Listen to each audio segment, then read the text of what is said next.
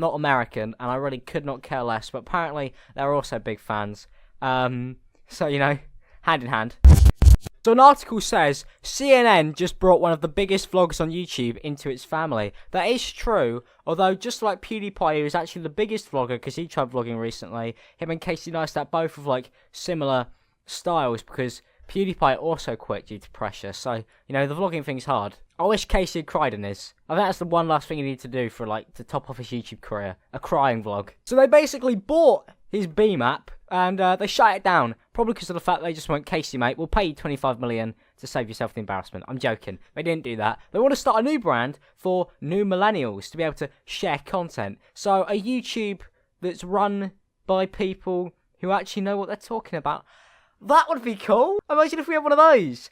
I would prefer it to just be YouTube. So hopefully you guys see this and kick yourself into gear. So the whole reason they bought Casey Neistat, according to all the articles that I've currently read, is basically due to the fact that he has a huge audience on YouTube.com, which is pretty clever. We've had YouTube movies, we've had YouTubers try TV shows, and now we have a YouTuber trying to build a new YouTube. Now I've seen this before. I've seen YouTubers try and promote off-brand YouTube websites. They normally go to complete shit. But like how Casey tried to promote an off-brand Snapchat, a Tesco value version to say the least, and it fucked him over. It didn't work very well. It worked quite well at the start purely because of the fact that he was a god. And when you're a god, it doesn't matter what you do. You could put two sticks together and glue them and say that this is a new sword. And you could send a lot of people into battle with it because they will believe your word. And that's how I see BEME with Casey. It's one of those things where, do we need it? No. Do I even use Snapchat in the first place? Nobody sent me any Snapchats, so no. If they wanted to start like a new Snapchat type brand thing, just put Zoe Burger on it, in all honesty. I'm pretty sure that would do quite well. This new venture will be different from a traditional news outlet. The news company will be devoted to filling the world with excellent, timely and topical videos. Trending topics. Should have picked me. I should be getting 25 million for this.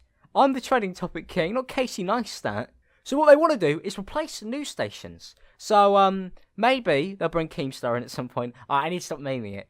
It'd be cool if they did. Imagine that. Casey Neistat and Keemstar come together to make the world's greatest drama alert. But it's quite interesting to see YouTubers moving on from YouTubers' website to do other bigger, incredibly huge things. Casey Neistat's vlogs were incredibly well done, no matter what you think of him, whether you call him a caveman on Twitter.com. His videos were pretty fucking stellar. In all honesty, he was one of the only YouTubers I've watched this year on a regular basis. I've pretty much fell out of favour with a lot of people, and Casey Neistat was one of those guys who kept me interested. I liked Casey's videos. He was definitely one of the most entertaining people to come across the platform this year. So to create a news outlet, kind of like how Twitter works, is great. Because one of the things that having Twitter does for me, and one of the things that YouTube also doesn't do currently, is the unbiased outlook. Now, there are people on Twitter who have biases, obviously, but there is so much stuff that I learn that people who watch the television just wouldn't know.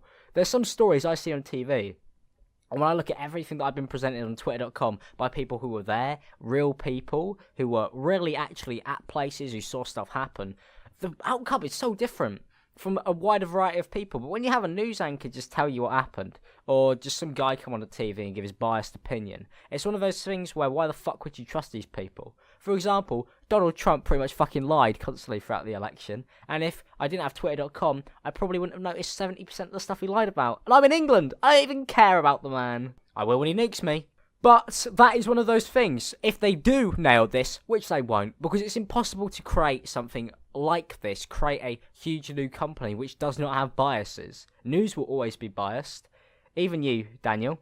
And for them to create this company and believe that it's not going to be biased, to believe that it's going to be great for millennials, is not true. Because I see a lot of fucking millennials who just lie. So how are they going to regulate it to make sure that stuff isn't just lied about and biased? It'll be interesting. Because if it's a social media type website, as I did take it, is it going to be people like me uploading stories? Because look at BuzzFeed. Anybody could upload an article to BuzzFeed and you know, it's not very good. So how are they going to do this is the real question. And bloody hell, I have no clue how they're going to actually pull it off. It's pretty mental, actually. So good luck to Casey and his crew. If you can pull something off, where I look at it and go, I could trust this. You know, it doesn't make me want to pull my bloody hair out. receding airline. You guys don't understand the pain I'm in. Every single day I wake up and I'm crying. I can't take it. My hairline's receding. It's almost like I'm working at a nuclear factory. It has the same effects on me and my physical body. Then that would be great.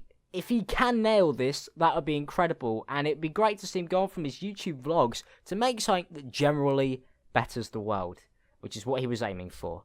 So before people say Cashy Neistat, I call him that one, or anything along those lines, I think he's actually trying to do something which is generally pretty good. Thank you guys for watching this video. If you did enjoy, don't forget to leave a like, subscribe if you are new. I appreciate everybody for coming out. A huge shout out to my Patreons. Big thank you to Detection, Stat, Track Jack, Samuel, Dixie Daffy, Blues Dank, Summerland, Bobby, Krytosh, Lucas, Joey, JMAA. So when it comes down to it, don't tell people that they're sellouts. Don't tell people that because they're making money off YouTube that they don't care for their fans. And yeah, it's a coincidence. He stopped daily vlogging, and this money stuff happens.